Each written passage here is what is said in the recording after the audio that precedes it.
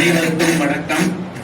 இன்னைக்கு நம்ம நட்சத்திர திலகம் தெய்வத்திரு டெல்லி கணேஷ் ஐயா அவர்களின் நினைவேந்தல் நிகழ்வு நடந்துட்டு வாழ்ந்தவர் கோடி மறைந்தவர் கோடி மக்களின் மனதில் நிற்பவர் யார்? மக்களின் மனதில் இன்னும் நின்று கொண்டிருக்கிறார். கொஞ்சம் இன்னைக்கு பாத்தீங்கன்னா நான் முதல்ல நான் சின்ன பையனா இருக்கும், என்னுடைய 12வது வயசு நினைக்கிறேன், 1984-85.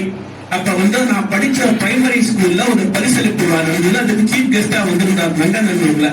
அந்த ஸ்கூலை மூடிட்டாங்க, மார்னிங் நர்சரி ஸ்கூல் அதுக்கு வந்திருந்தார். அப்பதான் முதல்ல பார்த்தேன். கொஞ்சம் இன்ட்ரோடியூஸ் பண்ணி ஸ்கூலுடைய முன்னாள் மாணவர் இன்ட்ரோடியூஸ் பண்ணி வச்சாங்க. ரொம்ப சந்தோஷப்பட்டேன். அதுதான் முதல்ல அவருடைய பார்த்த நிகழ்வு. அதுக்கப்புறம் பாத்தீங்கன்னா அவரை பல படங்கள்ல நான் பார்த்திருக்கிறேன். அவரை நான் நேரடியாக ரசித்த முதல் 10 கதாபாத்திரங்கள் நான் சொல்லிடுறேன், கேட்டுக்கங்க. இன்ஸ்பெக்டர் மூர்த்தின்னு பொல்லாதவன் திரைப்படத்தில் ரஜினிகாந்த் நடிச்ச பொல்லாதவன் 6/11/1980 தீபாவளி திருநாள் ரிலீஸ் ஆனது. அதுல இன்ஸ்பெக்டர் மூர்த்திங்கிற துப்பறியும் இன்ஸ்பெக்டராக நடிச்சிருப்பாரு ரஜினிகாந்த் அது பண்றதுக்காக. அப்புறம் பாத்தீங்கன்னா இன்னொரு சந்திப்பு, நடிகர் திலகத்தோட சந்திப்பு 16/6/1983 ரிலீஸ் ஆச்சு. அதுல தர்மகர்த்தா வேஷத்தில் நடிச்சிருப்பாரு. எம்என் நம்பியாரோட கொல்லப்படும் ஒரு பரிதாபகரமா கதாபாத்திரத்தை நடிச்சிருப்பாரு. வேதகிரி என்ற கதாபாத்திரத்தை கொண்ட எம்என் நம்பியார் தர்மகர்த்தாவை கொல்லப்படுவாங்க. படத்தை பார்த்துருக்கேன்னு நினைக்கிறேன். அப்புறம் பாத்தீங்கன்னா நவகிரக நாயகி சொன்னாங்க ராமானுஜன் பட்டர். அதுல இருந்து ஒரு சில வார்த்தைகளை சொல்லி நான் பிரச்சனைகளை சொல்லலான் இருக்கேன், கேட்டுக்கீங்க. அன்னைக்கு சிவகங்கை ஆழ்வார் பூரணானா பெருமாள் கட்டுவதற்காக இன்றைக்கு இந்த ராமானுஜ பட்டன் மகளின் திருமணத்தை நடத்துவதற்காக திருடனாகிறார். அரண்மனையில் இருந்து சேவகர்கள் வந்திருக்கிறாங்க. பட்டரை உங்களை மன்னர் அழைத்து வர சொன்னார். என்னை மன்னர் அழைத்து வர சொன்னாரா? என்ன தன்னுடைய வீர பிரதாபங்கள் புகழ் அப்படிலாம் சொல்லி அழைத்து வர சொன்னாரா? எதுக்கு போய் பார்க்கிறேன். இல்லை, அதற்காக இல்லை பட்டரே. கண்ணனின் காசு மாலையை நீங்கள் திருடியதற்காக. கண்ணா, நான் திருடினேனா? நான் திருடினேனா? பட்டருக்கு பைத்தியம் பிடித்து விட்டது. பட்டரே, நீ உண்மை கூறும் வரை இந்த சோத்து இந்த உடம்போடு ஒட்டி விளையாடும். கண்ணா, நீ வரமாட்டியா? நான் திருடல. கண்ணா, கண்ணா வரமாட்டியா? கண்ணா வரமாட்டியா? இப்படி சவுக்கடியை துடிப்பார்கள். வலி தாங்க முடியாம அந்த 7.5 மணி நேரம் 7.5 நாழிகைன்னு சொல்லுவாங்க. அதெல்லாம் தெரியாதுங்க. அந்த 7.5 நாழிகையில சனீஸ்வரர் எப்படி படாத பாடு பண்ணுவாருங்கிறத தன்னுடைய பண்பட்ட நடிப்பால் உணரும். அது ரொம்ப ரசிச்சு நான் பார்த்தேன். சொல்லுவாரு, அதாவது எல்லாம் முடிஞ்சிடும். உடனே கண்ணா, என்னை ஆழ்வார்கள் வரிசையில் சேர்க்காட்டியும் பரவாயில்லை, ஆட்கொள்வா என்று நினைத்தேன். இப்படி அலங்காரப்படுத்தி விட்டாயே கண்ணா, இன்னைக்கு நான் பூஜிக்க கூடாது என்று கூறிவிட்டார்கள். இதே படத்திலேயும் தான் எனக்கு 4 நாள் பூஜை பண்ணினேன். இந்த படத்திலே உன்னை விழுந்து என்னுடைய வீர விட்டே வந்துடுறேன் கண்ணா அப்படின்னு போவாரு. சனீஸ்வரன் தடுத்து நிறுத்துவார். என்ன ஒரு அருமையான ஒரு இது. அப்புறம் பாத்தீங்கன்னா வில்லன் கதாபாத்திரங்கள். தீச்சட்டி கோவிந்தங்கிற படத்துல 3 வில்லன்கள் ஒருவர் வக்கீலா உள்ளார். செந்தாமரை, மேஜர் சுந்தரராஜன், டெல்லி கணேஷ் 3 பேர் வக்கீலா வருவார். அப்புறம் அபூர்வ சகோதரர் ஐயா சொன்னாரு 4 பேர்ல பிரான்சிஸ் அன்பரசன்கிற கேரக்டர்ல சூப்பரா நடிப்பார். அப்படி சொல்லிக்கொண்டே போகலாம். என்ன கொடுக்கப்பட்ட கதாபாத்திரத்தை நிறைவாக செய்தவர், கதாபாத்திரத்தோடு ஒன்றியவர் சொல்லலாம். அதாவது மற்ற நடிகர்களை எப்படின்னு தெரியாதுங்க நமக்கு. ஆனா பார்த்த நடிகர்களே ரொம்ப சிறப்பாக நடிப்பவர் ஒருத்தர்னா நம்ம டெல்லி கணேஷ் ஐயா தான். அவருடைய மறைவு ஈடு செய்ய முடியாது. எனக்கு தெரியாதுங்க. நான் திடீர்னு விடிகாத்தல 3 மணிக்கு 2 நியூஸ் வந்து பள்ளிக்கூட தோழத்தை நியூஸ் வந்து டெல்லி கணேஷ் ஐயா காலமாகி விட்டார். எனக்கு அப்புறம் தான் நான் என்னுடைய மாமாவும் பக்த சிந்தனை அவர்கள் ராஜசேகர் ஐயா சொன்னேன். உடனே என்னால் வர முடியல, அவருடைய முகமொழி கூட எல்லாம் பார்க்க முடியல. இருந்தாலும் தன் பண்பட்ட நடிப்பால் நம்மோடு வாழ்ந்து கொண்டிருக்கிறார். அவருக்கு என் இதயபூர்வமான அஞ்சலிகள். அவருடைய ஆன்மா இறைவனின் காலடியில் நிலைப்பார பிரார்த்திப்போமாக. நன்றி, வணக்கம். நன்றி சார். அவருடைய கதாபாத்திரங்களை ஒண்ணு விடாம அப்படியே எல்லாத்தையுமே நம்ம முன்னாடி இப்போ வெளிப்பட்டினாரு ஆசிரியர் விஜயகுமார் அவர்கள். அவர்களுக்கு நன்றி.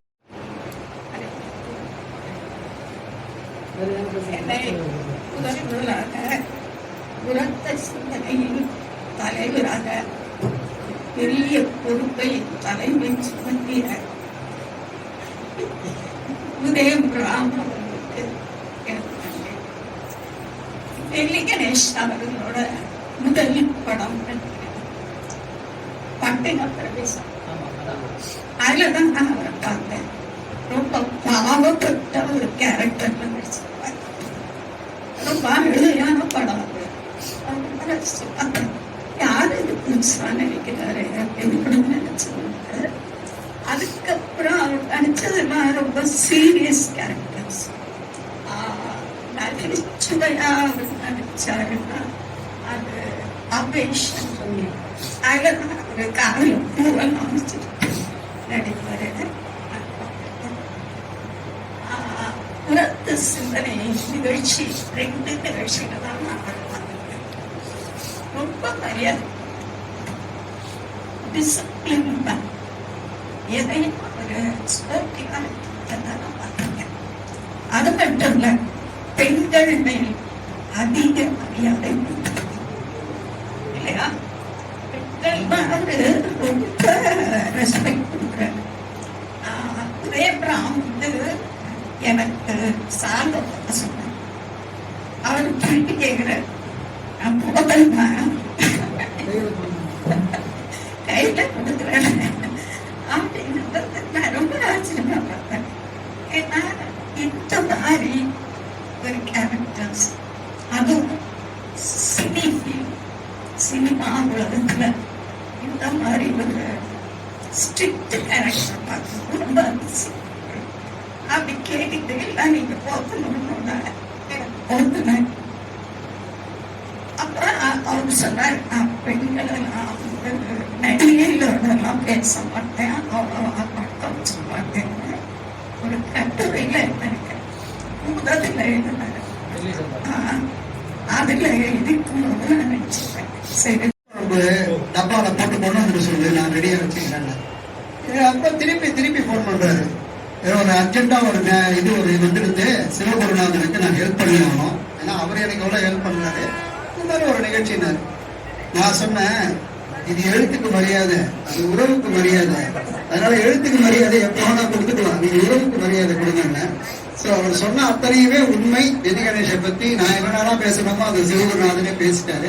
அதனால அவ்வளோ மரியாதை வச்சிருந்தாரு. மிகப்பெரிய மரியாதை அவர்கிட்ட இருந்தது.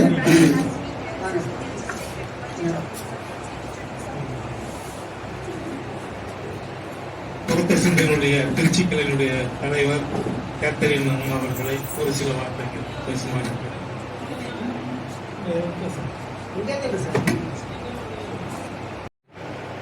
யாருக்கு இந்த பெருமையெல்லாம் கிடைக்கும்? இப்ப அவருடைய கோரிக்கை ஒண்ணு, அவருடைய வாழ்ந்த தெருவுக்கு டெல்லி கணேஷ் பேர் வைக்கணும் அப்படின்னு ஒரு கோரிக்கை நாங்க எடுத்திருந்தோம்.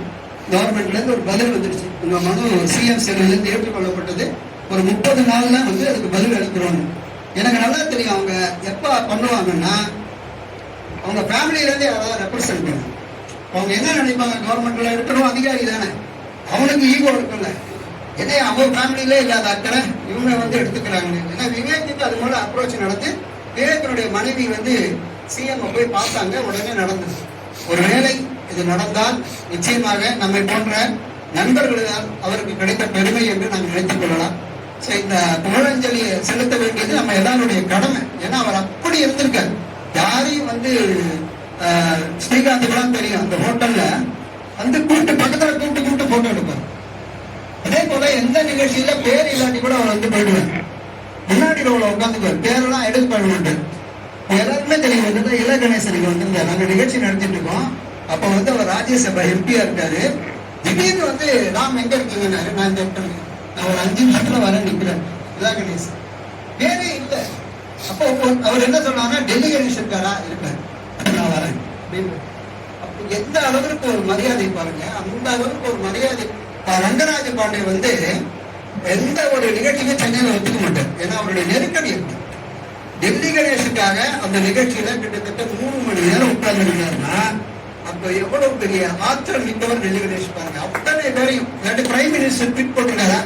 எந்த நடிகருக்காவது சமீப காலத்துல பிரைம் மினிஸ்டர் மறைவுக்கு ட்விட்டர் சொல்லியிருக்காரா? சொல்லாது. இப்போ எந்த அளவுக்கு அவர் எல்லாருடைய உள்ளங்களிலும், நாங்க அதான் சொல்றோம், அவர் இறந்துட்டார்ன்றதை விட எல்லாரோடையும் இருந்து கொண்டிருக்கிறார் என்பதுதான், இறந்தார் என்பதை விட இருந்து கொண்டிருக்கிறார் என்பதுதான் பொருத்தமான வார்த்தை. இந்த நிகழ்ச்சி ஒரு 20-25 பேர் வந்தாலும் எல்லாருமே அவரை பத்தி நம்ம பகிர்ந்து கொண்டோம். ஒவ்வொருத்தரும் அவங்களுடைய அனுபவங்களை பகிர்ந்து கொண்டது மகிழ்ச்சியான விஷயம். மழை இல்லைன்னா இன்னும் கூட வந்திருப்பாங்க. அனைவருக்கும் நன்றி. வாழ்க.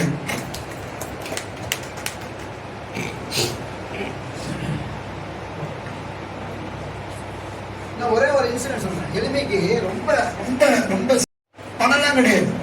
அவரு நண்பர் நாங்க டெல்லிக்கு போகும்போது அப்பப்ப அவர் ஒரு அகத்தியர் கோயில் கட்டினாரு. இந்த அகத்தியர் கோயிலுக்காக ஃபண்ட் ரைஸ் பண்ணணும். அதுக்காக லட்சுமண் ஸ்மிருதியோட ஒரு மியூசிக் கூடவே ஒரு 4-5 ஸ்டார்ஸ் கூப்பிடணும்னு சொல்லிட்டு சாரு எல்லாம் வரும்போது ட்ரெயின் கிடைக்கல. திருப்பி போகும்போது எங்க எல்லாருக்குமே செகண்ட் ஏசி கிடைச்சது, சில பேருக்கு தேர்ட் ஏசி கிடைச்சது.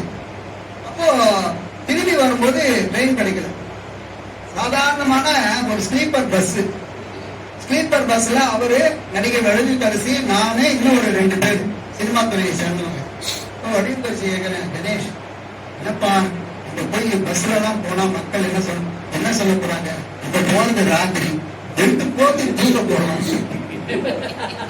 இழுத்து போட்டு தூக்கணும். இல்ல இது கஷ்டமா இருக்குமே அப்படின்னா, என்ன கஷ்டம்?